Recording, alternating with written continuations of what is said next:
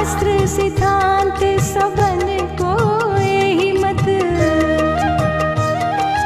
शास्त्र सिद्धांत सबन को एहि मत, सत करि सबने गाए, सत करि सबने गाए। अखिल ब्रह्म के सृष्टि को करता, अखिल ब्रह्म के सृष्टि को करता, सोपत किने न बताए, न बताए, सोपत किने न बताए।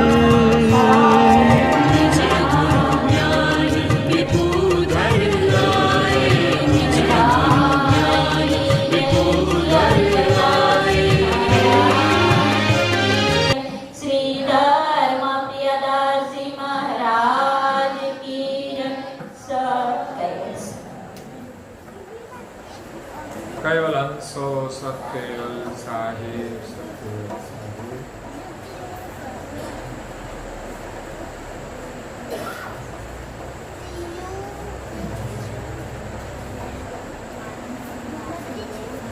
प्रेम भक्तजनों,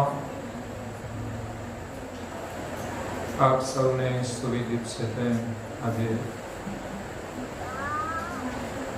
10મી ઓગસ્ટ 2021 નો દિવસ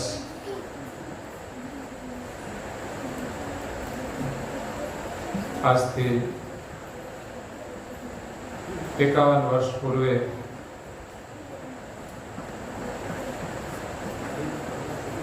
ગુજરાતની અંદર અમરેલી જિલ્લામાં અમરેલી તાલુકામાં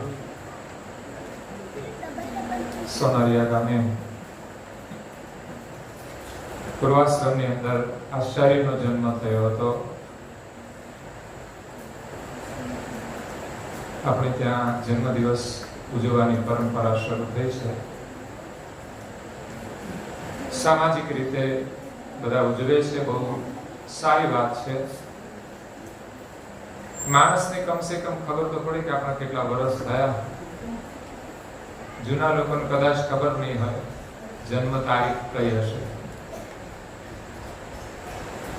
વર્ષ એટલે યાદ કરવાના છે કે જીવનમાં કેટલા વર્ષ આપણા ચાલ્યા ગયા અને હવે કેટલા બાકી રહ્યા, એમાં આપણે શું કરવાનું। અગર તો ગયા વર્ષમાં આપણે શું કર્યું છે, હવે નવા વર્ષની અંદર શું કરવાનું છે। જન્મદિવસ નિમિત્તે વિશેષતઃ લોકો શુભકામનાઓ પાઠવે છે, એ પણ એક સારી વાત છે। કોઈનો પણ જન્મદિવસ હોય એની અંદર હેપી બર્થડે હોય, ઇંગ્લિશમાંથી આવ્યું છે। બધા ફોન કરીને કહે કે મેસેજમાં કહે તો ઇંગ્લિશમાં જ કહે હેપી બર્થડે, પરંપરા ત્યાંની છે એટલે। અને એમાં આપણે વિશેષ કેક સુધારીને તો આપણે આનંદ નહીં કરીએ, કેક કાપીને જ આનંદ કરીએ છીએ। એટલે કેકમાં સુધારવાનું કશું હોતું જ નથી, એમાં સીધું કાપવાનું જ હોય। અને છતાંય પ્રેમથી જન્મદિવસની ઉજવણી કરવામાં આવે તો પરિવાર માટે પણ સારું છે। વિશેષતઃ સાધુ સંતોના જન્મદિવસની ઉજવણી થતી નથી હોતી। પ્રારંભમાં આપણે થોડો સમય કરી એક ખાસ કરીને મારા યુવાનોના ઉત્સાહ માટે જન્મદિવસની ઉજવણી કરવાનો ઉદ્દેશ યુવાનોની એક ભાવના હતી કે જન્મદિવસ ઉજવીએ, એમાં યુવાનો ભેગા થાય અને આનંદ કરે, એ ભાવનાથી આપણે એક ઉજવણી કરતા હતા। હવે આપણે એને થોડી સામાન્ય બનાવી કે અહીંયા સ્થાનિક લોકો થોડા ભેગા થાય અને એમાં વિશેષ સંધ્યા સમયે બધા ઉપાસનામાં જોડાય। એ જ મહત્વનો લાભ છે, એ જ તમારી શુભકામના છે કે આજે તમે અહીંયા સમૂહમાં આવીને ઉપાસનાનો લાભ લીધો. એ સંસ્કાર મહત્વના છે. અને મારી પણ તમને બધાને એ જ શુભકામના છે કે પરમ ગુરુના આશીર્વાદથી તમે બધા સુખી થાવ. અને ઉપાસનાના સંસ્કાર એ જ આશીર્વાદ છે. બાકી લોટરી ટિકિટ લાગી જાય એવું તો કઈ લાગતું, કારણ કે બહુ લોટરી ટિકિટો બંધ થઈ ગઈ. પેલા બધા બહુ લોકો લેતા હતા, એટલે આ બધી જે સ્કીમ વાળી આઈટમો હોય છે એમાં બહુ લોકો વિશ્વાસ નથી રાખતા. પરંતુ આપણે મહેનત કરીએ ને એમાં આપણને સફળતા મળે, એના માટે ભગવાનના આશીર્વાદ જોઈએ. અને આપણા પરિવારની અંદર સુખ શાંતિ રહે.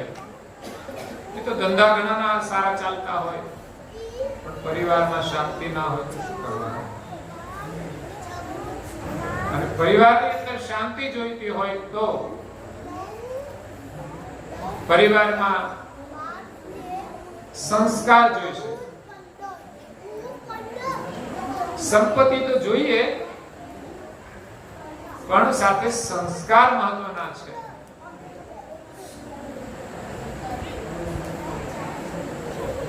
મૂડી ખર્ચીને પણ આપણે સંસ્કાર મેળવવાના છે. અને એ છે ઉપાસનાના સંસ્કાર, સેવાના સંસ્કાર, સ્મરણના સંસ્કાર, ધ્યાનના સંસ્કાર, નીતિ અને પ્રમાણિકતાના સંસ્કાર. અને પરમ ગુરુના આશીર્વાદથી આપણને સંસ્કાર મળે છે.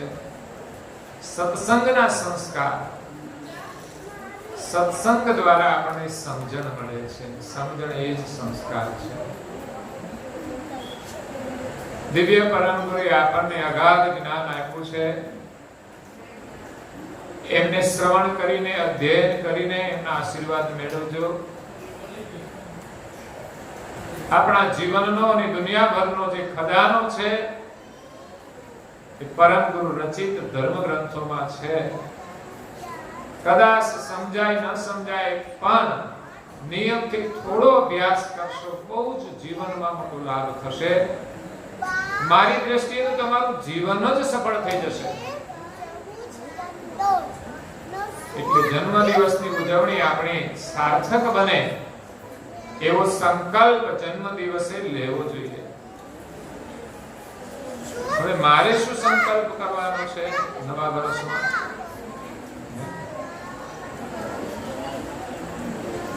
રાજુભાઈ, કઈ હોય તો કયો મને, તમે લેવા જેવો સંકલ્પ તો આજે લઈ લો.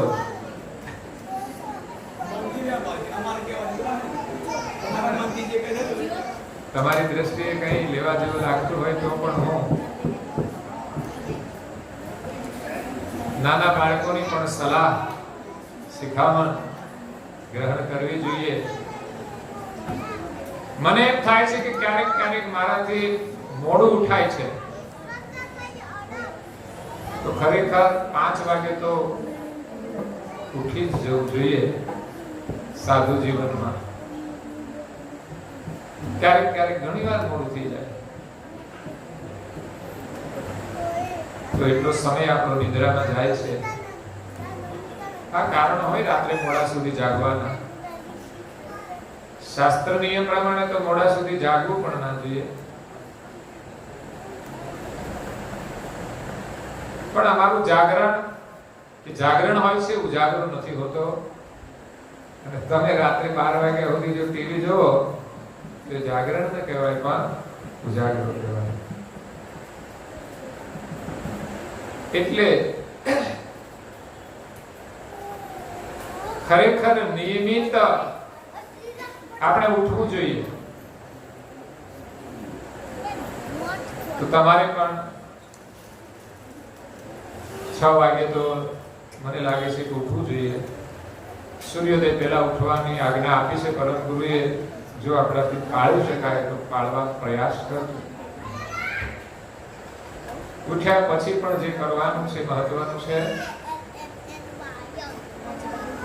ઉઠ્યા પછી પહેલા તો સ્નાન જ કરવાનું હોય. સૂર્યોદય પહેલા સ્નાન કરવાનું. સ્નાન કર્યા પછી પરમ ગુરુની પૂજા આવે છે.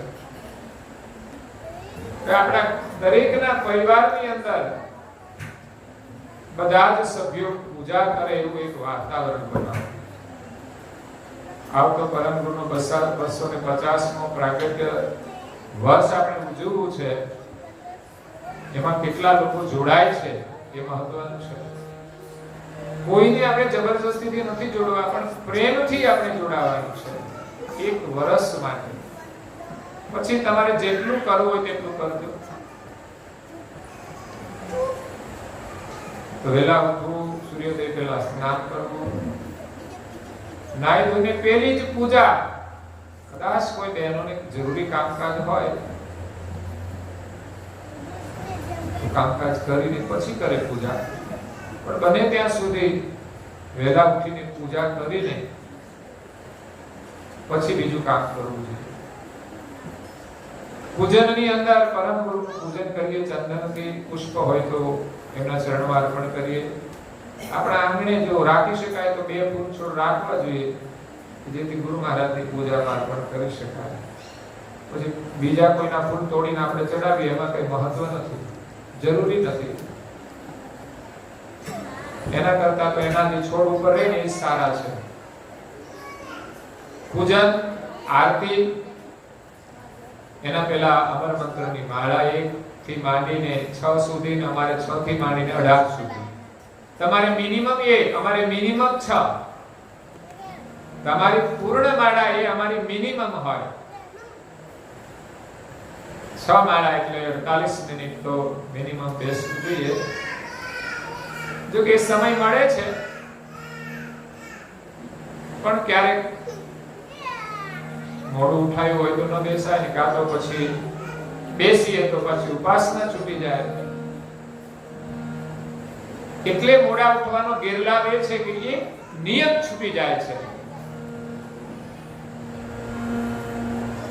એટલે વહેલા પણ ઉઠવું જોઈએ, ધ્યાન ભજન પણ પૂર્ણ કરવું જોઈએ.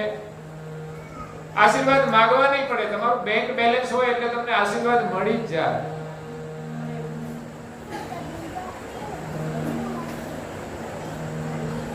ધ્યાન ભજન અવશ્ય કરવું જોઈએ. નાના બાળકોને પણ ધ્યાન શીખવો. તમે 5 મિનિટ શ્વાસ લેવો ઊંડો અને શ્વાસ છોડવો એવી રીતે બેસાડો. પરમ ગુરુના સ્વરૂપની સામે આંખો ખુલ્લું રાખીને બેસો. દ્રષ્ટિને સ્થિર રાખો. બસ પરમ ગુરુના સ્વરૂપનું અવલોકન કરો. નાનદાજી મહારાજે ઘણી જગ્યાએ પરમ ગુરુના સ્વરૂપનું વર્ણન કર્યું છે. પૂજ્ય શ્રી નાનદાજી મહારાજે એક થાળ બનાવ્યો છે. એ થાળમાં પણ સુંદર વર્ણન કર્યું છે. કોઈ દિવસ થાળની કથા કરીશું. બહુ નાનકડો અને સુંદર થાળ છે. અન્નકૂટનો થાળ તો બહુ મોટો એટલે અન્નકૂટ છે, પણ આ તો આપણે રોજે ગાઈ શકાય. તમારા ઘરમાં તમે થાળ ધરાવજો. મંદિરમાં તો તમારા બધા તરફથી થાળ પ્રસાદ આવે છે, અને પરમ ગુરુની નિજ મંદિરની અંદર થાળ ધરાવાય અને તમને બધાને પ્રસાદ મળે, એ પણ એક પરમ ગુરુના બહુ મોટા આશીર્વાદ છે. પ્રસાદ તો ભાગ્યશાળીને મળે. ખાવાનું તો ભૂખારીને મળતું હોય છે. ભિખારીને પણ ખાવાનું મળી જાય, પણ પ્રસાદ તો ભાગ્યશાળીને મળતો હોય છે. એમાં અમારા બહેનો સ્વચ્છતા રાખીને, પવિત્રતા રાખીને એ થાળ બનાવે શુદ્ધ ભાવથી. અને હું કહેતો હોઉં છું કે લસણ ને ડુંગળી ના વાપરતા, કે નથી વાપરતા. પછી તમારે વાપરવું હોય તો મને કઈ વાંધો નથી, પણ પરમ ગુરુના થાળ માટે મંદિરની અંદર અમુક સાત્વિક ભોજન માટે એનો નિષેધ છે. બાકી બંને શાકાહાર છે. આરોગ્યની દ્રષ્ટિએ ખાઈ પણ શકાય છે, પણ ડુંગળી એ ખાવાથી આપણું જાણે કે મુખ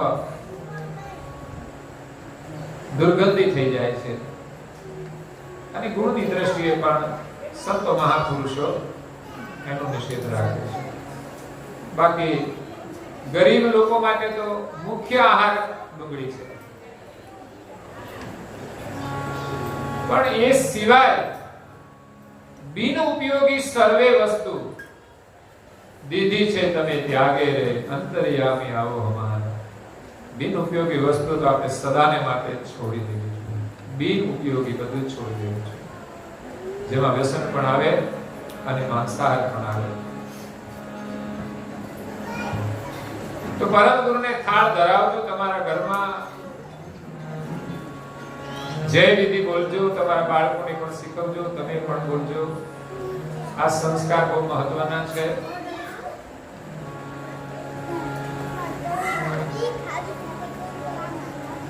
અને ઘરની અંદર બધા જ લોકો નાની પણ થોડી ઉપાસના અવશ્ય કરે. અનુકૂળતા હોય, તમારા ઘરમાં પણ કઈ પ્રસંગ હોય, જન્મદિવસ હોય કે કઈ પણ નિમિત્ત હોય, ત્યારે બધા પરિવારના સભ્યો સાથે બેસીને ઉપાસના કરો એટલે પરમ ગુરુના આશીર્વાદ મળી ગયા. પરમ ગુરુને થાળ ધરાવી અને વિધિવત અને પછી બધા પ્રસાદ લો. તમારા પ્રસંગની ઉજવણી થઈ ગઈ. તો આજે જન્મદિવસ નિમિત્તે મારો ખાસ સંદેશ છે કે આપણે સૌ પ્રેમી બનીએ અને પ્રેમી બનીએ. નેમી બનવાથી પ્રેમી બનાય છે. પ્રેમ નેમ પ્રીતે કરી ધરો શ્રીમદ કુબેર શરણ નારણ દાસ નિશ્ચય કરે મિટે જન્મ ને મરણ. તો અમારા બાળકો માટે ખાસ, બાળકો સવારમાં ઉઠીને નાઈ ધોઈને રોજ બાલ તિલક કરજો. જોકે મોટાઈ કરવાનું છે, મોટા કરશે ત્યારે જ બાળકોને પ્રેરણા મળશે. પણ મોટા શરમાય છે, ખબર નહીં કેમ શરમાય છે. શરમામાં એવું તો કશું છે જ નહીં. પીવામાં કશી શરમ ના આવે તો પછી તિલક કરવામાં શું શરમ રાખવાની?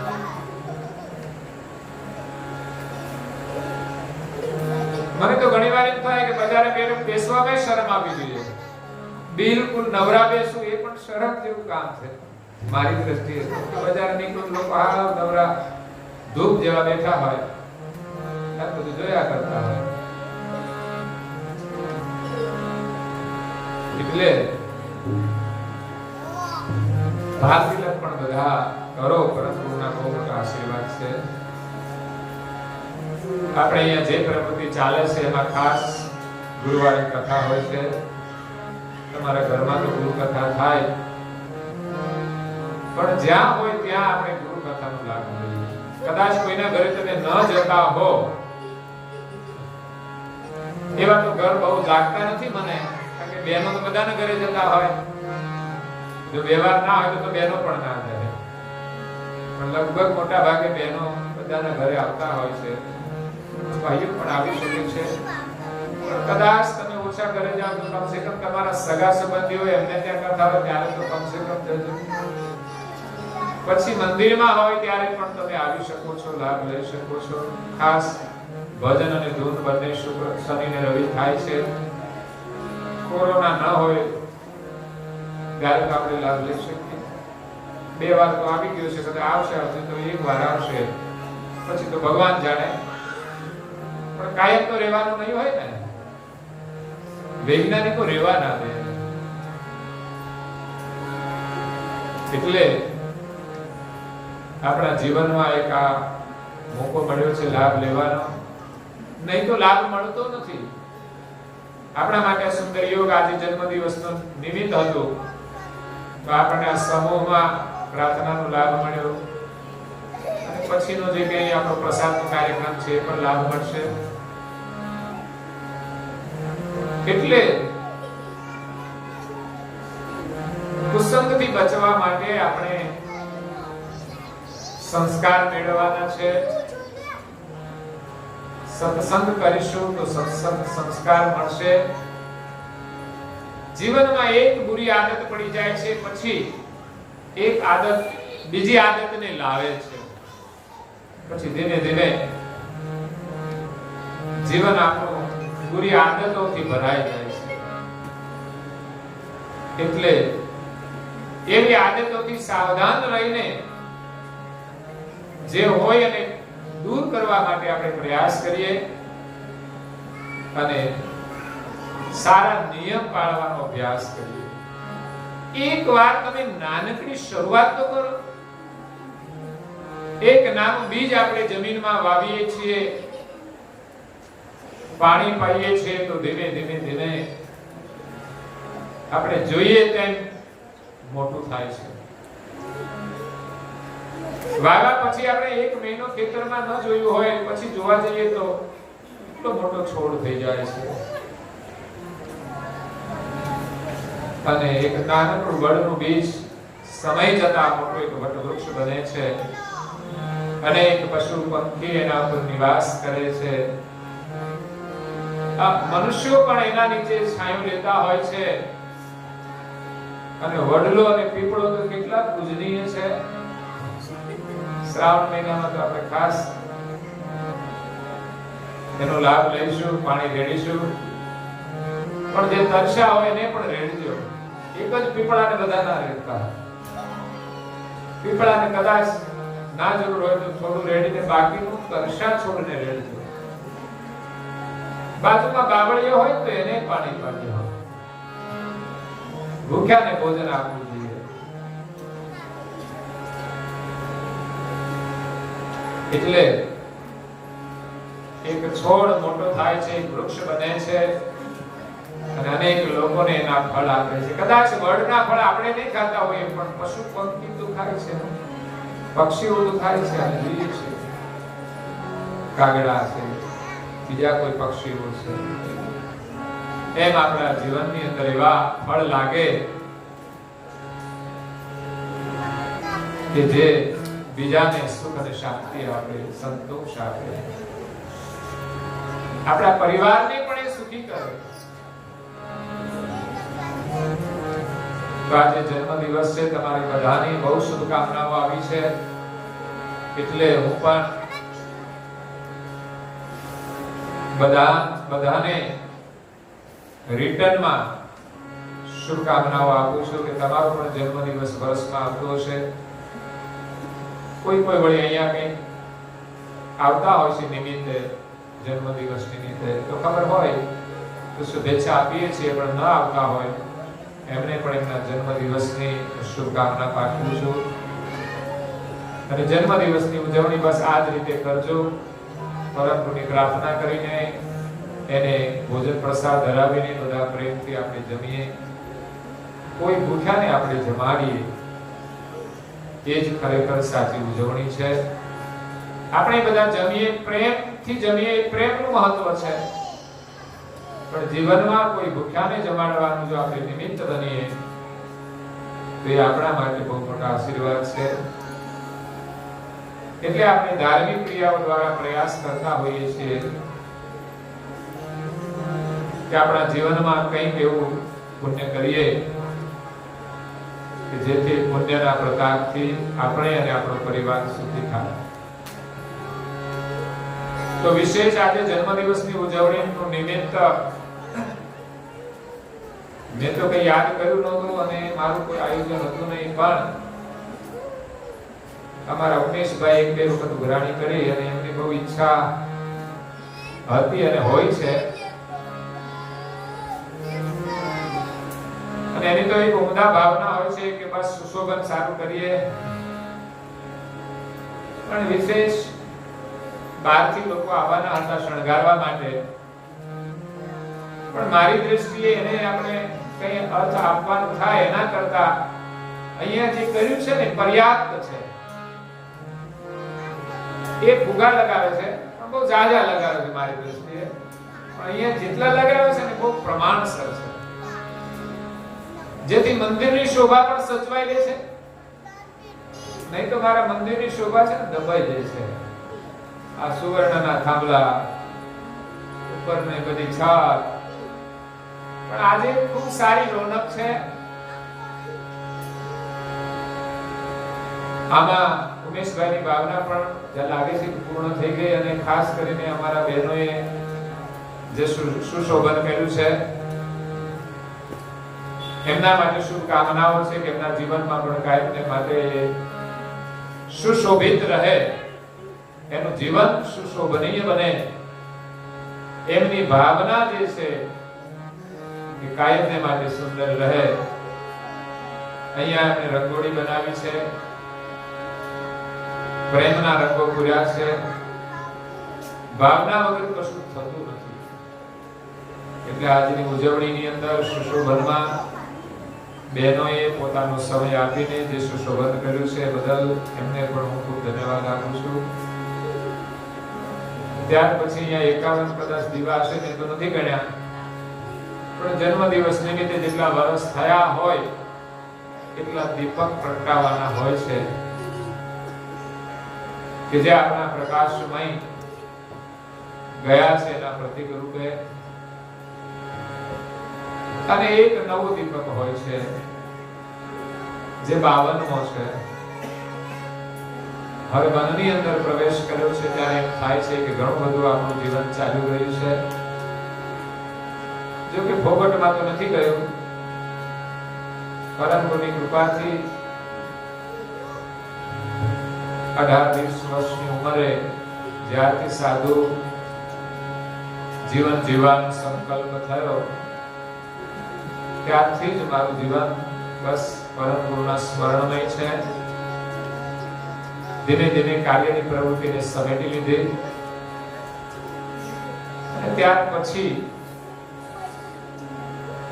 પણ 7-8-10 વર્ષ વીતી ગયા પછી મેં સાધુ દીક્ષા લીધી છે. મતલબ કે સાધુ જીવનની પૂર્વ તૈયારી કરીને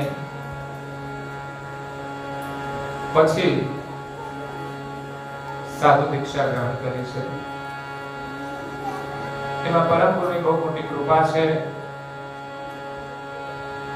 કે આ સાધુ દીક્ષા મળી છે. જૈન ધર્મની અંદર સાધુ સંતોના જીવનને જોઈને, એના ત્યાગને જોઈને, એનો ત્યાગ તો બહુ અસીમ છે, અદ્ભુત છે,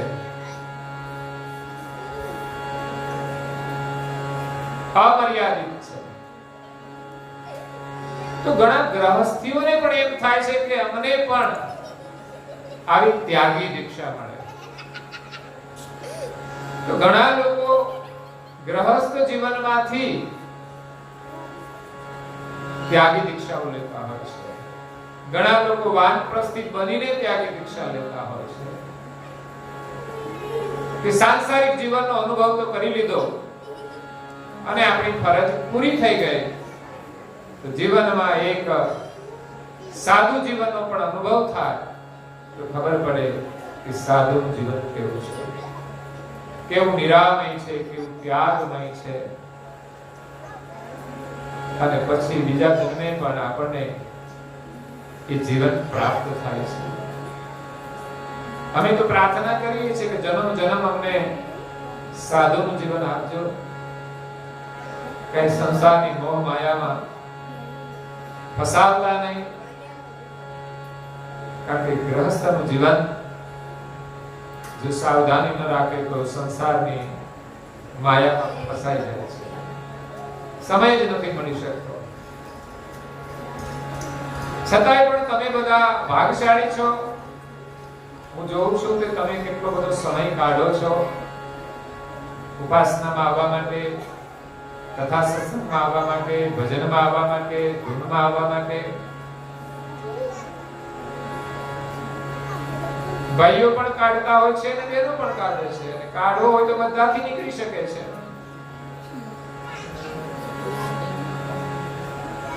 ઘણીવાર મહેમાનો આવે છે, એના માટે ભોજન પ્રસાદ બનાવીએ છીએ તો પણ બહેનો આવીને એમની સેવા આપે છે. મંદિરમાં આવીને પણ બનાવે અને એમના ઘરેથી બનાવીને પણ આપે છે.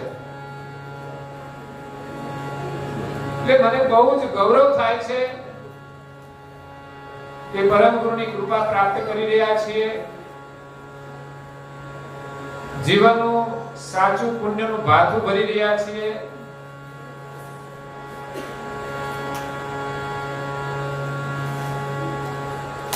એની અંદર બનાવવાની સેવા તો હોય છે, પણ સાથે સાથે ઘરે બનાવે એટલે એમની પણ કંઈક યોગદાન હોય છે બનાવવામાં. અને પરમ ગુરુનો થાળ બધાના ઘરેથી આવે છે, એ બધા પણ ખૂબ ભાગ્યશાળી છે. તો આજે 52મા વર્ષની અંદર પ્રવેશ થાય છે ત્યારે મનમાં વિચારું છું, આમ તો આજથી જ સંકલ્પ લેવાનો હોય. મને એમ થાય છે કે જરૂર કરતા વધારે ખાવું નહીં. ઘણા લોકો આગ્રહ કરતા એ વસ્તુ જુદી છે, પણ ક્યારેક ક્યારેક આપણા મનથી પણ આપણે જરૂર કરતા વધારે ખાઈ લઈએ છીએ. એટલે વધારે ખાવું એ આપણા માટે એક રોગને આમંત્રણ આપવા જેવું છે. બિનજરૂરી ખાવ એ પણ રોગને આમંત્રણ આપવા જેવું છે. તો બિનજરૂરી તો ન જ ખાવું જોઈએ, પણ જરૂર કરતા વધારે પણ ન ખાવું જોઈએ. અને સાથે સાથે એક વાસનામાં આપણું મન લાગે છે, વાસનાનો જમાવ થાય છે.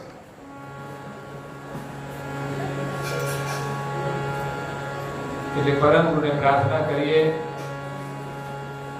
કે સ્વાદ માટેની જે લાલસા છે એ છૂટે. પછી ખાસ કરીને કામ વૃત્તિમાંથી આપણે છૂટવાનું છે, ક્રોધમાંથી છૂટવાનું છે, લોભમાંથી છૂટવાનું છે, મોહમાંથી છૂટવાનું છે, અને એક ભયંકર અહંકારમાંથી છૂટવાનું છે, અને એક છે રાગ અને દ્વેષ. આ 6 પ્રકારના જે દોષ છે એમાંથી છોડાવવા માટે પરમ ગુરુના શરણમાં પ્રાર્થના કરું છું કે સાધુ જીવન હોવા છતાં પણ આ દોષો પ્રસંગોપાત અવરોધ બનતા હોય છે, ભજનની અંદર પણ વિક્ષેપ કરતા હોય છે. તેમાંથી છુટકારો મળે એના માટે ખાસ પરમ ગુરુની કૃપા જોઈએ. અને વિશેષ આજે 52મા વર્ષના મંગલ પ્રવેશ પ્રસંગે આપ સૌને મારી શુભકામનાઓ છે. જન્મદિવસ નિમિત્તે આજે જેમના તરફથી આ કેકનો પ્રસાદ બનાવવામાં આવ્યો છે એમને પણ પરમ ગુરુના ખૂબ આશીર્વાદ છે. અને મંદિર તરફથી પણ તમને બધાને મારી ભાવના હતી પ્રસાદી આપવાની, તો એ પ્રસાદ પણ બનાવ્યો છે. અને બધા ઘરે જઈને પ્રસાદ લેજો. અને અમારી બહેનોએ પ્રસાદ બનાવ્યો છે ખૂબ ભાવથી, પ્રેમથી. જે થાળમાં આપણે ગાયું ઘેવર, જલેબી ને લાડુ,